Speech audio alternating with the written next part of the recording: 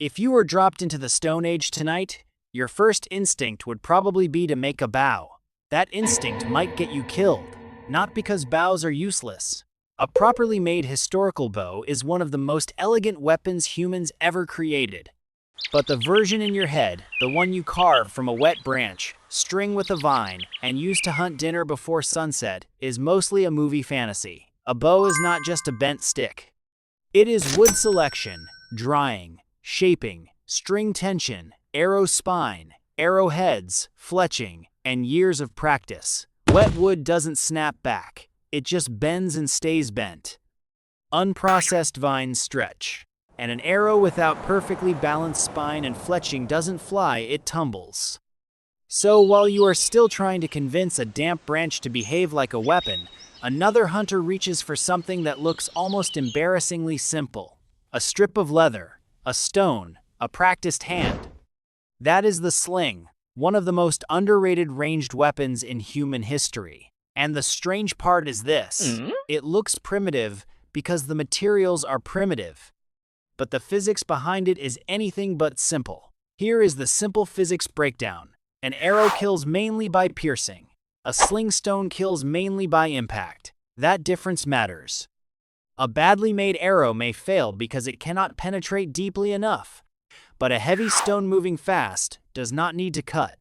It transfers force directly into whatever it hits. While your makeshift survival bow lacks the tension to pierce a thick hide, the sling bypasses complex mechanical tension entirely. It relies on pure human biomechanics. Grog is tired of being bullied by giant birds, so to level up, he uses advanced physics. When Grog holds a rock in his hand and throws it, he's strictly limited by the contraction speed of his shoulder muscles. But when he places that rock in the pouch of a sling and starts spinning it, he is effectively extending the radius of his arm by 2 or 3 feet. Think about a professional baseball pitcher. A trained pitcher can send a ball at extraordinary speed because the whole body works like a chain. Legs, hips, torso, shoulder, arm, wrist. A sling adds one more link to that chain. But instead of a lightweight, soft leather baseball, Grog is hurling a solid, dense chunk of river granite that weighs half a pound. When he releases that cord, the stone flies out like a prehistoric cannonball. It doesn't rely on cutting skin. It delivers pure, catastrophic blunt force trauma, capable of shattering bone upon impact. So, if the sling is this biomechanically efficient and requires almost zero resources to craft, why aren't all primitive humans the undisputed CEOs of the jungle?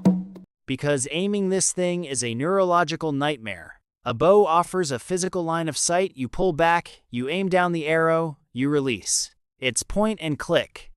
The sling has no sight, no trigger, and no second chance. Your brain has to learn the release point by feel. The release window is microscopic. If Grog lets go of the cord a fraction of a second too early, the rock flies straight up into the canopy. If he lets go a microsecond too late, he risks burying the rock in the dirt at his own feet. So the sling is not a beginner's cheat code. It is a childhood skill. You do not learn it in an afternoon. You learn it through thousands of failed throws. You miss trees. You miss animals. You miss the entire target. It takes years of constant repetition from childhood to build the necessary muscle memory. But eventually, his brain maps the physics. He doesn't even have to look at the pouch. He just feels the rhythm. Spin, spin, release, bam, rabbit for dinner. Life is good. The body learns the timing before the mind can explain it. That is the second lesson. Ancient weapons were not just objects. They were skills stored inside the human body. But even a skilled hunter runs into a deeper problem. The problem is not always the sling. Sometimes it is the stone. A stone picked from a riverbed may look good in your hand, but in the air it becomes unpredictable. What went wrong? Natural stones are not designed to fly. They are bumpy, asymmetrical, and inconsistent. One stone curves left, another drops early, another tumbles in the air and loses speed. The hunter may be skilled, but his ammunition is still random. And this is where the story stops being about throwing rocks and starts being about engineering. Humans did not survive because we were the strongest animal in the landscape. We survived because we noticed problems, repeated patterns, and then changed the object. If natural stones were too irregular, people could choose better stones. If better stones were not enough, they could shape projectiles. Later, some cultures made clay or lead sling bullets with more regular forms. Some were oval. Some were biconical, thicker in the middle, tapered at both ends.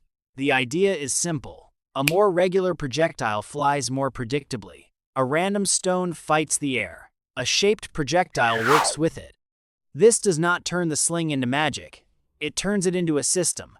The body, the cord, the pouch, the projectile, the training, and the target all working together. That is the third lesson. The real breakthrough was not a rock on a string. The breakthrough was standardization. Once humans began choosing, shaping, and improving their ammunition, the sling became more than a desperate tool. It became a repeatable weapon. And repeatability is what separates a lucky throw from technology. This isn't just a funny stickman story. The optimization of this system was so effective that it outlasted the Stone Age. Thousands of years later, even after humanity perfected advanced composite bows, ancient Greek and Roman armies still hired professional slingers as elite mercenaries. The Romans took Grog's clay footballs and upgraded them to cast lead bullets for even greater density and range. Roman soldiers used to carve ancient trash talk into the metal bullets words like catch or ouch before hurling them at enemy lines. So the next time a survival game tells you the first step is to punch a tree and craft a bow, remember what it leaves out. A real bow is technology. A real sling is technology too. And the story of the sling is not really about whether stone is better than arrow. It is about something much bigger, how early humans turned weak bodies, simple materials, repeated practice, and physical laws into survival systems. The sling looks primitive only because it is small. But inside that small weapon is one of the oldest human ideas. If the body is not strong enough, build something that makes it stronger. If you want to see how early humans survived freezing winters without modern clothing, click the video on the screen. See you next time.